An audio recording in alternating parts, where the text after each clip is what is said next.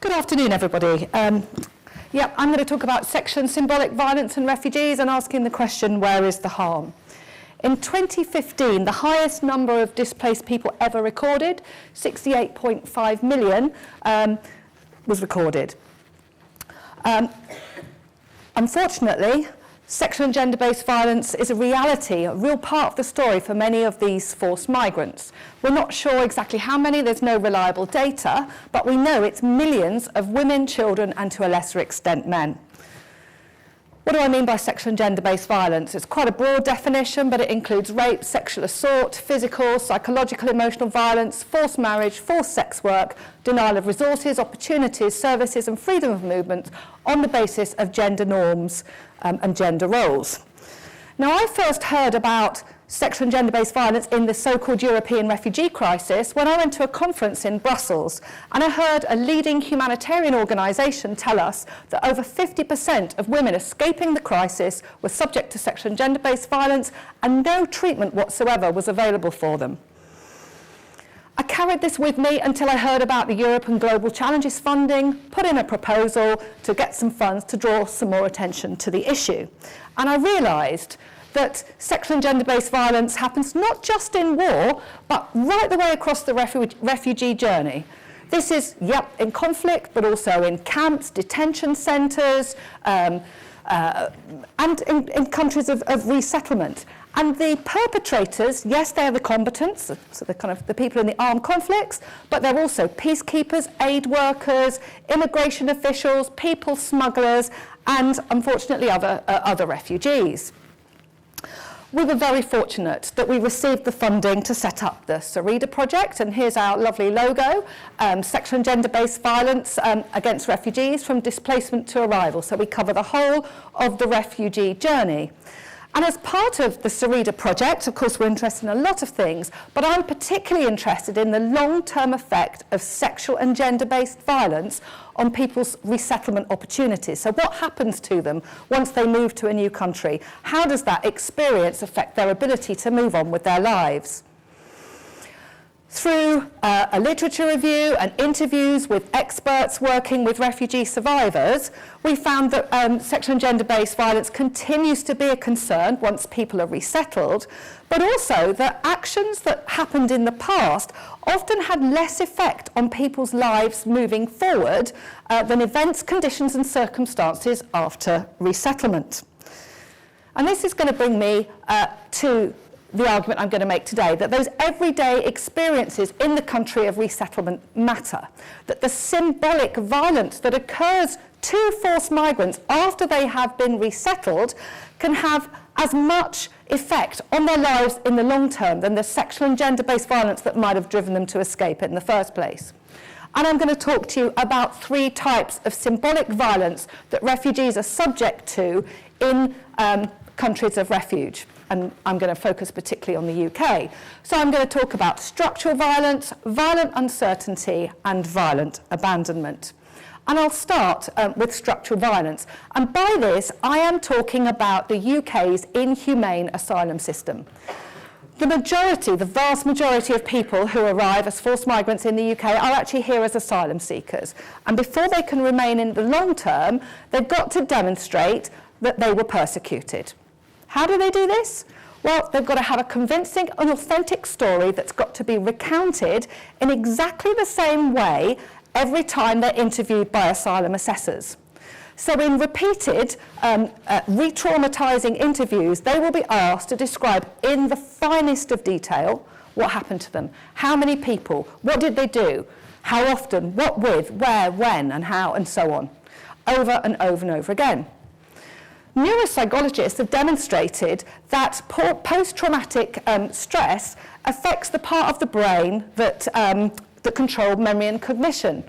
So, in fact, with a problematic memory function, it's going to be very, very difficult, probably impossible, to be able to recount what happened with any consistency. Furthermore, we all know it's very difficult to disclose having experienced sexual violence, not just as a forced migrant, but for anybody. And we know also that for forced migrants, disclosing that they were raped can mean that they'll be shunned by their community, or worse still, subject to further abuse. And yet, we frequently accuse refugees who have experienced sexual gender-based violence of fabricating their stories, and many, many people lose their asylum case, at least in the first instance, having been told your story is inconsistent. Now, in the months and years in which they're telling these stories and retelling these stories, asylum seekers are not allowed to work, they're not allowed to study, they have very limited access to language classes, and they have very limited access to legal advice. They have to live off £36.95 per week, and that's a sum that is specifically designed to ensure that they remain way below the poverty line. After months and years of living in poverty and being told that their stories are untrue, they become increasingly isolated. And this has an effect on their psychological health, exacerbating existing psychological problems or even creating new ones. Next, I'll talk about violent abandonment. And by this, I mean denying those individuals who we know to need support, any support, thus leaving them at risk of further harm. Many asylum seekers will fail in their asylum claim, at least in the first instance. And when this happens, they will either be detained or they'll be made destitute, literally abandoned with nothing to live off, nothing at all. So these abandoned people do what they can to survive. They've had 24 hours to leave their asylum accommodation, so they're homeless. They will work in the grey economy, unable to complain about exploitation because their employer knows that they're not working legally.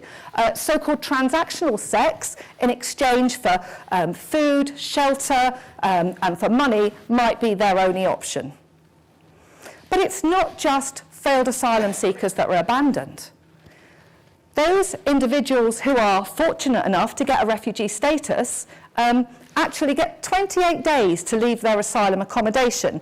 And in this time, they're supposed to get a national insurance number, but it frequently takes longer to get the national insurance number. But without this, they cannot access housing, they cannot access benefits, and they cannot work. So in reality, many new refugees end up, at least in the short term, in a similar position to failed asylum seekers, homeless and destitute. In many other refugee-receiving countries, they provide specialist support services for refugee survivors. But the services we provide in the UK are very limited indeed. The majority of people will not receive any psychological support whatsoever. Some will receive a few standard counselling sessions, which it's thought now do more harm than good, because we use a Western model of counselling which works on the basis of the idea that retelling is cathartic. Increasingly, psychologists are thinking that the best way for people who have experienced severe trauma to recover is to be able to get on with their lives. But sadly, the asylum system prevents refugees or forced migrants from getting on with their lives, from looking forward, by keeping them in a perpetual state of uncertainty. Eventually, after many years with their lives on hold, and I have met people, more than one person, people who have waited more than 15 years for an eventual asylum decision, eventually many people will get leave to remain, so they'll be able to stay in the UK. But the interminable waiting that they've been subject to whilst they're waiting for their claim to be assessed can lead to further harm. And this is my third kind of violence, violent uncertainty, a situation whereby this perpetual state of uncertainty and anxiety causes further harm. People live in a constant state of worry. They fear being deported. They fear being returned to the persecution from which they escaped. I've already said that they're unable to work, but they're also not able to visit family, friends, people that they know around the rest of the UK or in other countries of refuge. And for asylum seekers, they can be redispersed away from their asylum accommodation, which they've already given on a no-choice basis, with 24 hours notice. And when this happens, they're separated from their networks with local people, with medical services, with schools, and so on, increasing their isolation. Now, uncertainty isn't just about asylum seekers. It's also something that refugees face, because the vast majority of refugees who get leave to remain in the UK are actually being told you can stay for 3 to 5 years. After this time, they have to go through it again. They have to reapply for leave to remain. A few of them can apply to remain permanently, but for all of them, there's a cost of around £2,000 per person. The majority of forced migrants actually come to the UK and to other European countries alone, and once they get refugee status, it's natural that they might want to be reunited with their partner and their children.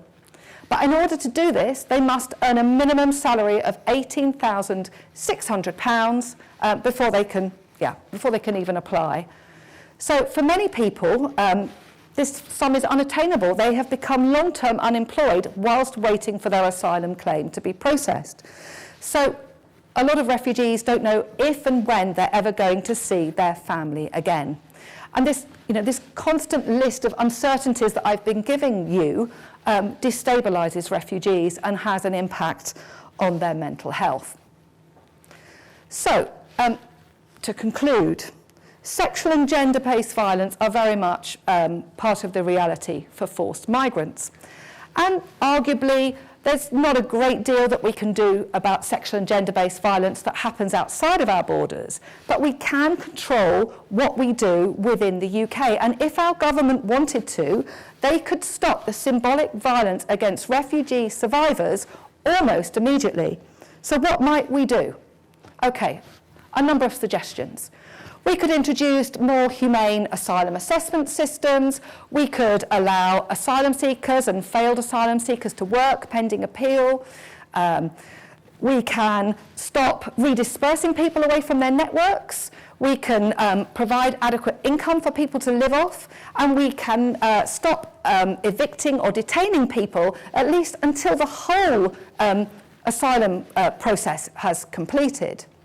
We should stop expecting a minimum income for people to apply to be joined by their family, and we should stop charging for people to apply to remain. We should also start thinking about, well, if we're going to give people refugee status, how do we make them transition from asylum accommodation without making them destitute? And how can we provide appropriate psychological support for everybody who needs it? So, what we need to do is to end the symbolic violence and injustices that occur within our borders to those survivors of sexual and gender-based violence. By focusing on providing the right resettlement conditions, we can reduce their vulnerability to further abuse and further harm, we can aid their recovery, and most importantly, we can help them move on with their lives. Thank you.